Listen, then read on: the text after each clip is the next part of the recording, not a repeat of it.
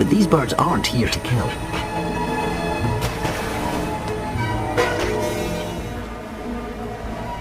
And when the frigates really put on the pressure, it's safer to give up without a fight. Show resistance, and you pay the price. They'll shake together. So taking the path of least resistance is tempting. They're among the last seabirds to raise their chicks.